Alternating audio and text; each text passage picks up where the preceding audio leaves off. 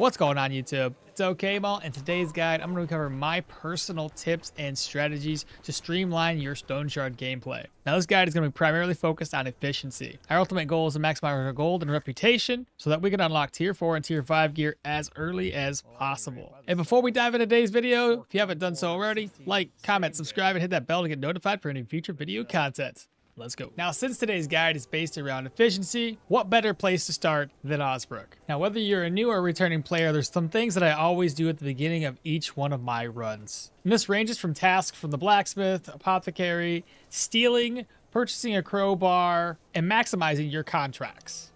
Now, let's cover the first topic at hand, and that is stealing. Stealing in Stoneshard is quite easy. You just have to be careful of NPCs.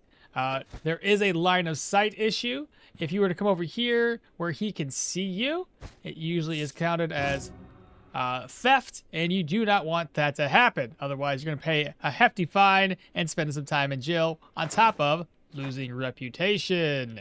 We don't want that to happen. Having said that, location does matter when you steal items. That way you don't get caught while stealing. Stealing is beneficial in a couple of ways. Obviously, it's just going to give us free money, free items, whatever the case may be. And each item has its own individual timestamp for how long it takes to lose the stolen tag. Another quick call out for stolen goods is never walk around town with stolen items in your inventory. Guards occasionally check you, so I will never walk around the town with stolen goods. The best thing I can recommend when you are stealing is to actually drop off items inside of your inn and just wait for these to become unstolen. Another quick call out is gold currently is glitched when you steal it and you have a stack of gold available. So with this 7, if you just take it and drag it, open up your purse, it just stacks with your current gold and is no longer considered stolen. You can do this right in front of an NPC and he will not catch you in the act. The next thing you want to do with every single run is if you have lockpicks, just sell them. They're pointless. Buy a crowbar. Yes, you're spending money on a crowbar early on, but it is repairable and it does unlock doors, chests, and side rooms inside of undead dungeons. Definitely worth picking up. Always grab one if you remember it. And since we're still talking to the blacksmith, that moves us on to the next topic at hand, and that is tasks. Tasks, unlike contracts, do not have a time limit, so any task offered by an NPC can be completed at your leisure. Jabbar, for example, has a task that we should be able to complete by the end of our first dungeon. Now, another thing to note about these tasks is it doesn't matter if you accept them before or after you have the available items. But for the sake of the guide, we're going to go ahead and accept the task so I can show you exactly what he needs. If you look at your journal, you'll notice we have the Jabbar Smith quest. He wants cleavers and homemade swords. Any combination, but all we need is 3. So whether it's 3 cleavers, a cleaver, and 2 homemade swords, 3 homemade swords, doesn't really matter.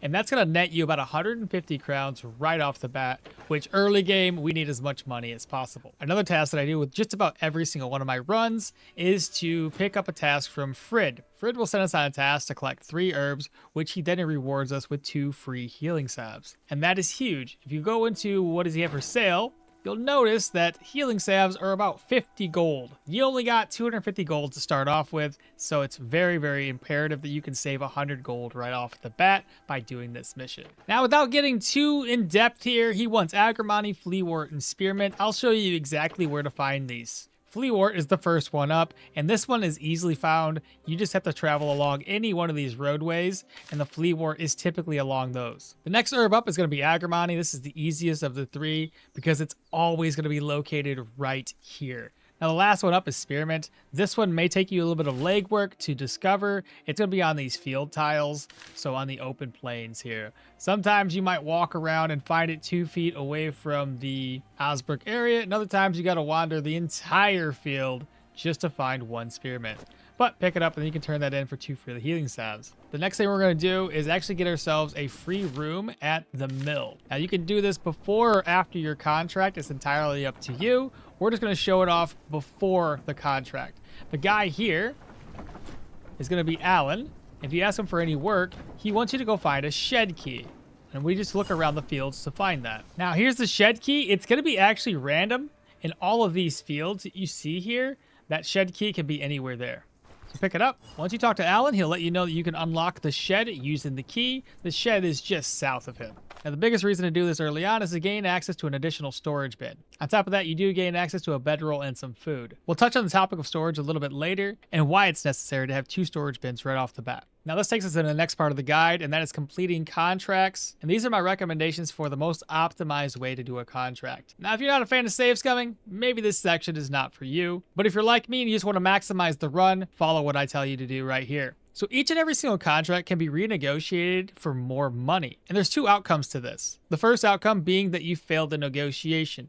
You get access to more money, but you lose reputation, and the contract duration stays the same. Outcome number 2 is you win the negotiation, you increase your gold even further, and you lose no reputation. The drawbacks to this is you only have 1 day to complete the contract. I'll show you both. So you get to the stage where you're going to accept the contract. We select the option to tell us more about what we should expect. The option we're looking for here is what's the reward. It'll tell us how much the money it is, and we'll say we need more for this. You'll notice that we got it down to 1 day on the very first try. You'll notice 1 day, and it goes up by about 100 golden crowns. Also, under reputation, there is 0 reputation loss. Now, the second outcome is a failed negotiation. You'll notice the golden crowns do increase, but not as much as 450. And again, the outcome to this is a little bit more money. Still got 3 days to complete the contract, but you failed negotiation, so you lost reputation. So if you're going to be using this strat, only ever go down for that 1 day to maximize your gold gain. Another thing we need to talk about is the difference between permadeath and non-permadeath modes. Renegotiations tend to be much quicker and easier on permadeath. On the permadeath saves, you get 1 save file, meaning you can stand next to Odar, save, exit, reload, and be right next to him. You can do this repeatedly until you get it down to 1 day. Non-permadeath runs, however, will force you to load your last bed save, which in turn takes a little bit longer to renegotiate since you have to walk back and talk about the quest. So just keep that in mind. The last thing we want to touch on when it comes to contracts is probably one of the most important parts, is choosing where to turn your contract in. There are 3 ways to turn a contract in per settlement. The first way is to turn it into the settlement itself. This gives you more reputation with the settlements, gives you the same amount of gold that you agreed upon. The second method is to turn it into the outposts, these little roadside tower locations. These ones will decrease your reputation, but give you like 20% more gold. And personally, I only ever recommend doing that if your Bryn reputation hits respect. Then by all means, go for more gold. Now the last option is to turn it into the Magistrates. Turning it into the Magistrate, however, will increase your Bryn rep, slightly decrease your settlement rep, and the gold amounts stay the same. Now to be as efficient as possible, I always recommend to turn all your contracts in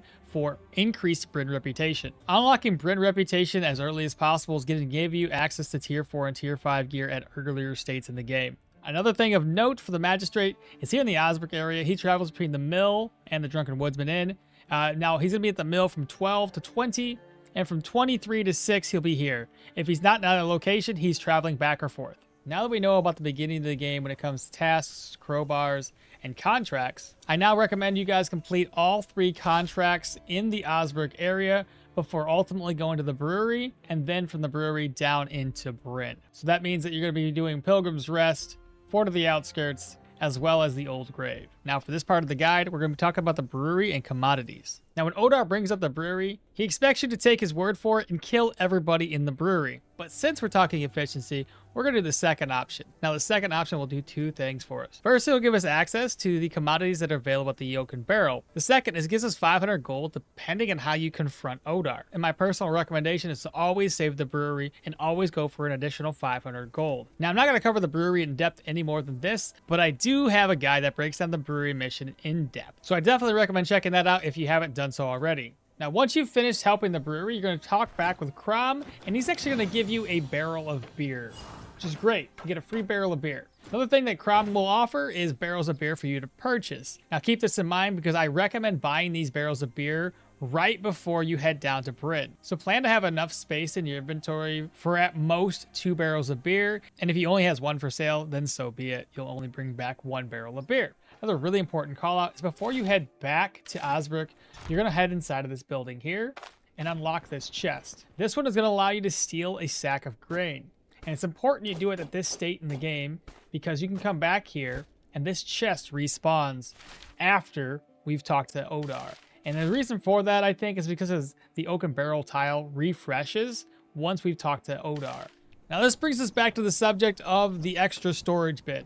The biggest reason for this is so we can store this stolen sack of grain. If you instead use the chest in Osbrook, there is a chance the guard will stop you and catch you with stolen goods. Since we don't want that to happen, just move this over. This will always stay here. So by the time you come back from your journey out and about, you can come back here and odds are it might not be stolen anymore, allowing you to sell it for profit. When you make it back to Osbrook, I always sell this first barrel of beer to Brooke. It sells for about 300 or more. When you do the brewery in this fashion, there are 2 potential outcomes when you speak to Odar about the brewery. The first one doesn't really do much. It does give you a discount at the brewery, but in all honesty, the discount is very, very small and not really worth our time. Early game, I care more about the 500 crowns. So we can get the 500 crowns, and that's going to be the better option for us. Early on, we're trying to make as much money before we go to Bryn as possible. Because in Bryn, we have a checklist of things we want to get. So I always go for the 500 crowns. Gives us 500 in our pocket. Now lastly, always tell Varen about the cart and the horses that are now located at the Oaken Barrel. Now at this time, before you walk all the way back over to the brewery, make sure that you have all of your gold with you and anything else that you want to take with you down to Bryn. But don't stack too much because you want to have enough space for 2 commodities. And once you make sure that you gathered up everything you're taking, you have enough room, then we're going to head back to the brewery. As soon as you make your way back to the brewery, don't forget to loot this chest because like I mentioned before, it does respawn. So go ahead and pick and steal that sack of grain. Now there's 2 outcomes to the next scenario. Outcome number 1 is that Odar has at least 2 barrels of beer for sale. If he does, you're going to be offloading the sack of grain into another storage bin. And my recommendation is to take it all the way over to Lone Farmstead and put it in those barrels that are just outside of that shack. The reason for that is that those barrels do not and never will reset. So anything you store there is considered your own personal storage. Outcome number 2 is that he only has 1 barrel of beer for sale, in which case you're only going to buy the 1 barrel of beer and carry the sack of grain with you.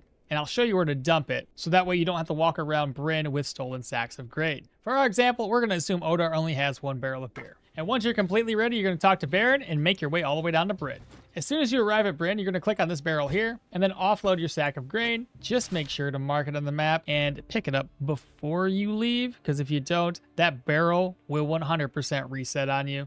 So don't ever forget that. Now that we're down in Bryn, there's a few things that I always do while I'm down here.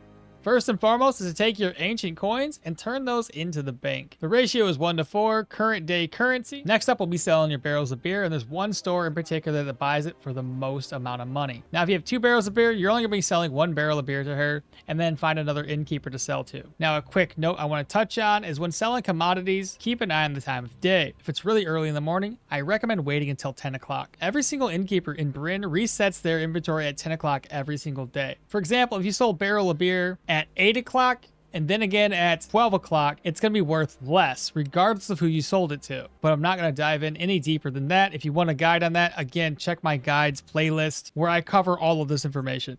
Once you've sold your barrel of beer, it is now time to talk to Varen. Follow him to Gwinnell's house, help him search for clues, and then after that, he will unlock the caravan for you. Once you arrive at the caravan, it is now time to unlock your very first follower. And that is the biggest reason why I always want more than 2,500 gold. 3,000 gold is ideal, but at least 2,500. The first follower that you will be unlocking will be Derrel, and it does cost you 1,000 crowns to unlock him. Once you have Derrel in your caravan, it is now time to talk about the next follower, which the one I recommend getting is Alda. Alda also costs 1,000 crowns to unlock and is usually located really far away in the woods, which I do recommend moving the caravan to Manshire before you walk all the way over to grab her up. Now, the last thing I want to touch on is if you pick Mahir, Yorgrim, or Hilda, you're also going to want to pick up their corresponding altars. Mahir, for example, has a meditation table, and that's offered by this guy right here, Armuz.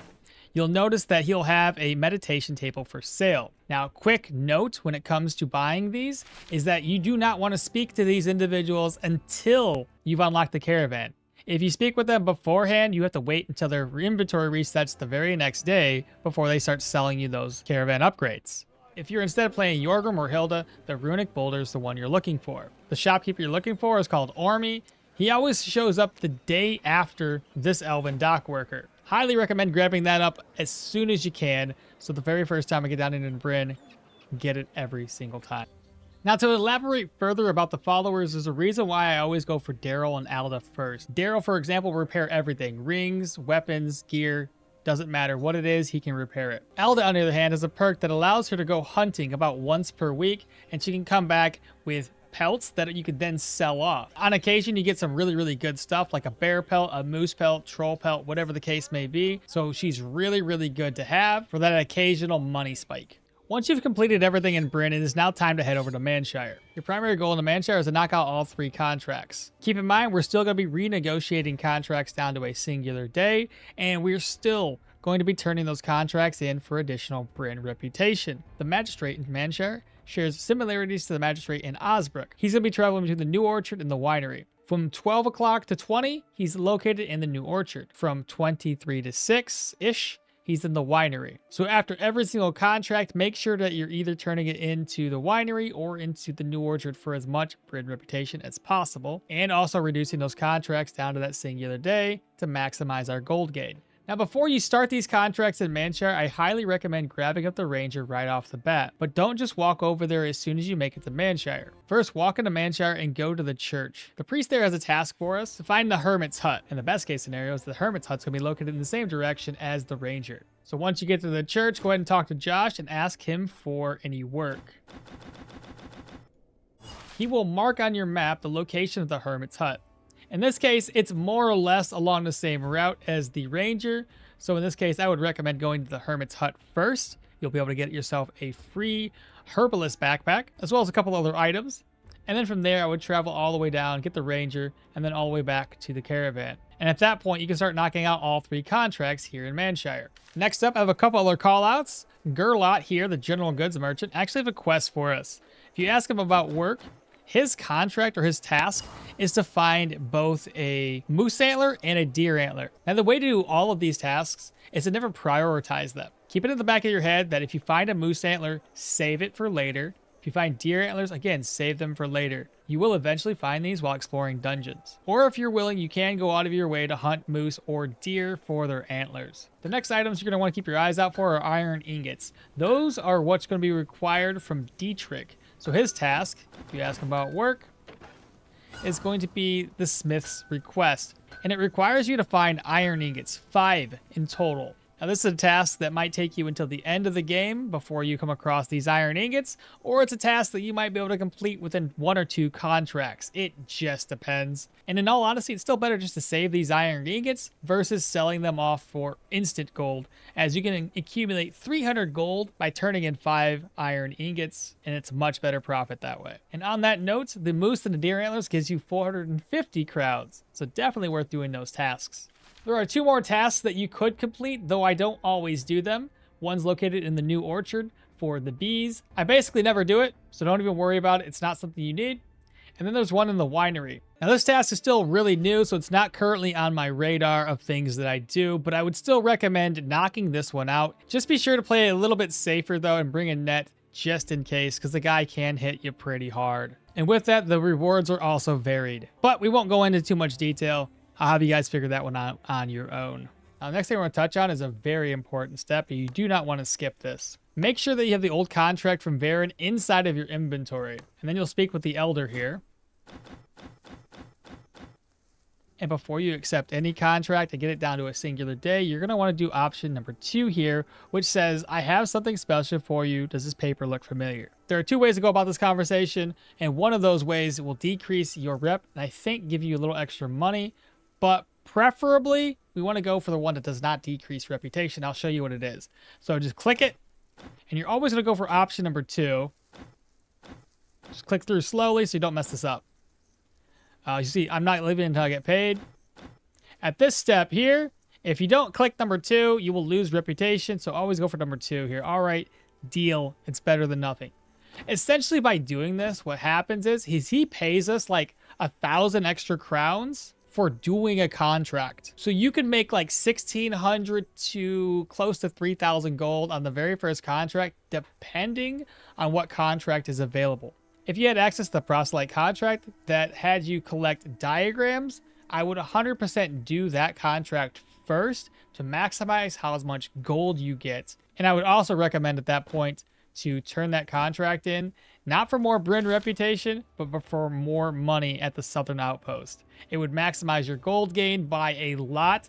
And at that point, who cares if you take a little bit of a hit on your Bryn rep? It's really hard to decline that much money. So the trade-off is well worth it. But regardless, every single one of these you go to do, if you just flat out accept it, you'll notice it's already offering you about 1,000 gold. And if you can get that up even higher through a negotiation and getting it down to 1 day, even better. That first contract is a lot of money, usually around 1,600 gold right off the bat. The last thing we're going to touch on in the Manshire area is gear, caravan upgrades, and commodities. Now, in the example of gear, I always go for tier 2 mediums on 90% of all of my characters. The only exceptions to this rule are my mage characters and my ranged characters. Ranged and mage-based characters can typically kill enemies before they get to you if you're playing your cards right and pulling enemies one by one, which allows you to save up a lot more money in the early game. So when you do unlock tier 4 gear, you're able to spend a lot more on that. But having said that, obviously play more towards your comfortability. If you want to be more protected, buy some extra gear. If you're confident in your skill levels, you can typically forego some of those gear upgrade options. Next would be caravan upgrades. Which ones to focus and which ones to leave behind. My personal preferences would be to get the huge cauldron. And now I typically buy that one once we hit at least benevolence. That way the price of that cauldron is a little bit cheaper. The next ones on our list would be a sturdy chest. And again, wait until benevolence. So after a contract or two, we're going to buy up the sturdy chest. And then the last thing I like to buy is a canvas roll so that resting at the caravan is a little bit better. Other notable mentions would be the set of sturdy wheels. This helps you when it comes to traveling around the caravan. And then the last very, very important one, in my opinion, one that you should never miss out on, which is after you unlock the cooking pot, the general goods merchant here will then sell you a cage of chickens. And I usually recommend buying chickens before you head up to Osbrook, and there's a reason for it. By that time, you've already hit benevolence in Manshire and quite possibly all the way up into Amity. If you have hit Amity, that means the chicken cage is cheaper, and you could then take that chicken cage all the way up to Osbrook for your next contracts. And those 2 things of grain that we stole, one of those can be used to craft up the chicken cage. Now, lastly, we're going to talk about the commodities here in the Manshire area. I always attempt to purchase commodities before I leave an area. So once I've completed all my contracts and tasks here in the Manshire area, my next goal is to head all the way up to Osbrook, and then we're going to knock out 3 more contracts here. When you finish with these 3 contracts, you're going to do the same thing. You're going to buy up commodities at the mill and commodities at the Oak and Barrel. Feel free to sell commodities at Osbrook, but don't go overboard with it because we still want to rack up a bunch of commodities, because the best place, honestly, to sell them pretty well is down here in Bryn. So I just try to keep a lot of commodities on me when I'm doing contracts in between Osbrook and Manshire. That brings us to our next point. At this stage in the game, you've already completed your first round of contracts here in Manshire, and at this time, you're going to go back to Osbrook for 3 contracts, purchasing commodities, kind of leveling up, increasing your gold gains, and then when you're done with the commodities around in the Osbrook area, you're going to make your way back to Manshire for 3 more contracts. And typically by this time, if you've been focusing on getting those contracts down to 1 day and focusing primarily on Bryn rep, and I say primarily, I mean like 99% of the time, only focus on the Bryn rep, your Bryn rep should be at Amity by the time you've cleared out these 3 contracts. And at that point in time, you're going to be taking all of your gold, all of your commodities, heading down to Bryn, and it is time for a shopping spree. Now, if you haven't been back to Bryn since the early parts of the game, when you arrive at Bryn, you will be stopped by one of the guards. The guard will inform you that one of the leaders of Bryn, Brin, would like to have a word with you. Brin will give you a recommendation letter. And with this recommendation letter, you can go down to the guild quarters, where you can talk with 3 different bailiffs and gain access to high tier gear. Now, as I mentioned before, the maximum tier of gear that they sell is completely dependent on Bryn's reputation. Hence why I don't recommend coming back down to Bryn until you've reached Amity. Now, the 3 bailiffs have different specialties. The leather worker sells in light armor, the carpenter sells in shields, bows, and crossbows, and the blacksmith focuses on medium armor, heavy armor, and basically every single melee weapon in the game. There's also one additional shop, and this is going to be located down in the docks. This vendor here will focus on your mage-based gear, so your staves and your equipment. When it comes to rings and necklaces, one of the best jewelers to go to is the jeweler himself. And then as a final note, all the other vendors now have access to tier 4 gear as well.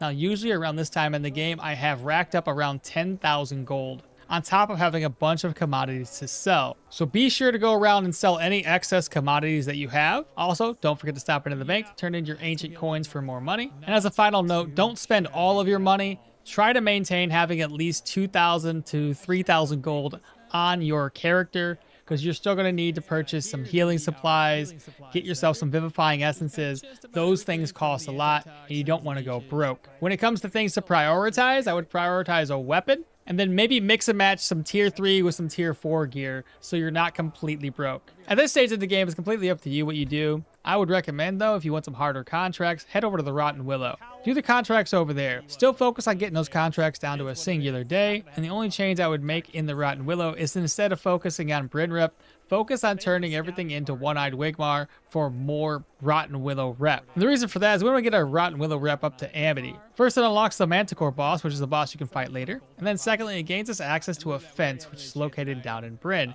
And he sells tier 5 gear when Bryn is at Amity. And the tier 5 gear sold by him can be enchanted. You can get a blue enchantment with life drain and energy drain if you're super, super lucky. I've seen it before. Now, the last things y'all can do, which is going to be completely optional, and doesn't really affect the efficiency of the routes that I take, is as follows. First is bosses. Both the Troll and the Manticore are unlocked at Amity. The Troll, for example, is unlocked at Amity with Manshire. The Manticore will be unlocked at Amity at the Rotten Willow. Those are two completely optional bosses. You can tackle them early or you can tackle them much later in the game. It's entirely up to you. The next one would be caves. I highly recommend throughout the runs to talk to NPCs and discover the locations of all these caves.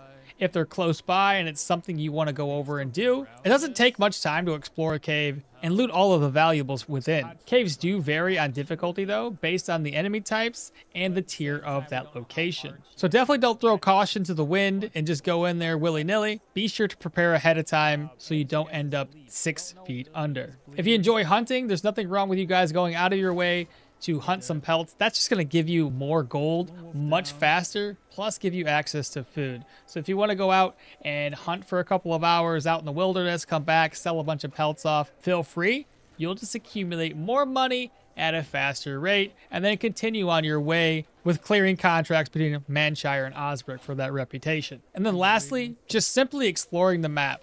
Walking around the map and exploring all these points of interest, that's just going to be something that, again, I don't always do, but feel free. It doesn't, again, mess up the efficiency of the run. It just takes a little bit more time to go around and explore versus just knocking out contracts to only focus on Bryn reputation and gold gain. All right, so as a recap, again, we're going to start off with Osbrook, knocking out all 3 contracts. We're going to do the brewery. We're going to grab some commodities.